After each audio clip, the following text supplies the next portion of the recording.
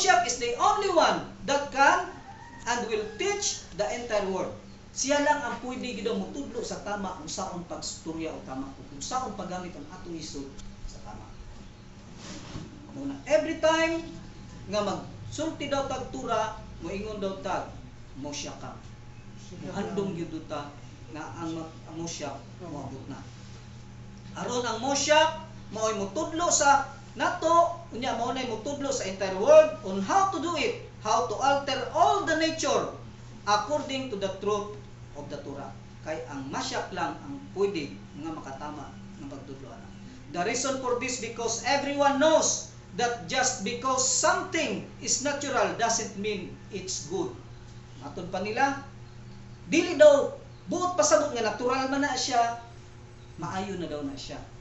Dili daw natural man na sa babae nga babaon, maayo na daw na siya. Dili daw na siya mao. In fact, man was born to change his nature. Ang tao daw gipakataw aron daw usbon daw ang iyang pagkasiya. Usbon ang iyang pagka dili tuli ngadto sa pagkatinuli ug ang iyang baba sa pagsulti sa dautan ngadto sa pagsulti og maayo. This is the true new covenant that the Moshiach will bring to the Jewish people and from then in the entire world. Amen. Amen. Pero ang tinuod nga reliyon is dili nang reliyon kay imong nabasa ug imong nadungog. Matud pa sa mga Hudyo. Matud pa nila is seeing is believing. Dili igo nga dunay nagsulti, nadungog nimo, nabasa nimo, tinuod na ang iyang gisulti.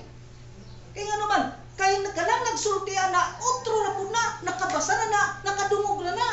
Wala na siya suta kung unsa ka tinuod ang iyang gisulti. Dunay daghang paagi matud pa nila sa mga Hudyo, unsaon kuno pag-ila sa tinuod nga pagtuo. Unang paagi, siya nakadungog gikan sa reliable source. Nakadungog daw siya gikan sa reliable source. Sa ato pa katog yung tinuod nga saksi. Mo nakasulti sa iya og iyang nadungog. Usa daw nakapagi para daw makabaton kag pagtuo tinuod. Ang ikaduha, na-prove nimo logically kay tinuod yun ang iyang gisulti kay nabasa nimo.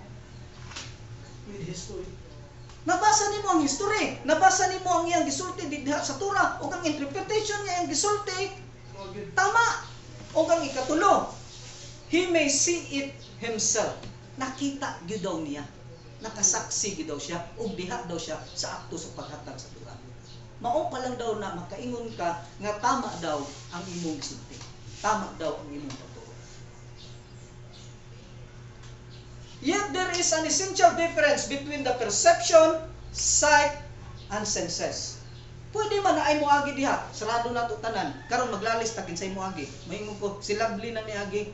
Maingon po say dili oy, si Aying to. Ipod si Roy, dili oy, si Making to. Pangutana kisa may tama sa tuwa. Wala. Ano man, puro ra ta nakadungog. Mubasa tag sita sa Biblia. Nakita na to. Roy basa, si Ay basa, ako mo basa.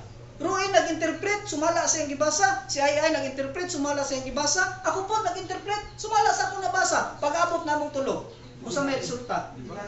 Debate. Nga naman, lain-lain may interpretation sa among gibasa. Nga naman, wala may diha sa akto sa pagsulti, sa akto sa pagsulat, wala po ta gitagaan.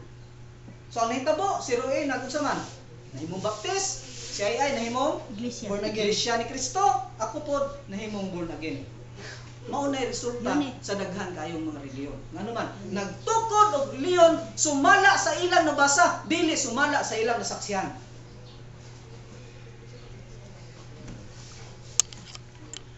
The other sense are reputable, malalis. They merely prove something to the person. Subsequent development can undermine the initial conviction. Muna malalis. But sight is absolute. Apan ang imong tinan-awan, kay nakasaksi ka, kay nakakita ka, absolute kuno na. Bisa kung saan kuno kang imong dili na tinuodoy, bakat na, pero dili kuno ka madalas sa talang klase ka pagsulay. Nga naman, tungod kay ang imong source, saksi. Parehas kita, kinsa man atong source? Israel. Kinsa man ang Israel? Sila'y gitagaan, sila'y nakakita, sila'y nakadungog sa aktual nga paghatag dito sa Torah sa bukid sa Sinai. O sila mismo ang nagsulat o naghatag dito sa ilang mga kaliwatan hangtod karon. O wala gyud nay bugto gikan sa panahon ni Moses hangtod karon. Busa ang Israel, reliable source gyud na sila.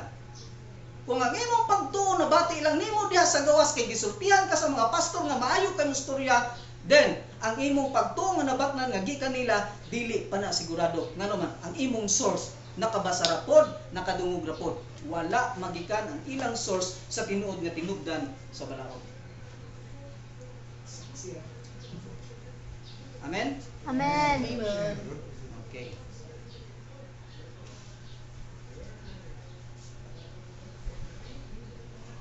So because of this faith, kay ang atong source mao gyud ang nakasaksi, mao nakakita ang atong pagtuo absolute gyud. Bisag unsa nga klase nga pagsulay, dili na ta dapat madala. Although kini nga mga pagsulay is gitugot ni siya tanan ni Hashem in order for us to bring to perfection. Kaya dili man pagtuo na perfect o tama lang tanan nato madungog. Walay mali. Pero naa na ta diha nga makadungog tag mga balay, pero dili ta mo basta-basta na lang og tuo sa ilaha. Ngano man ang atong source Israel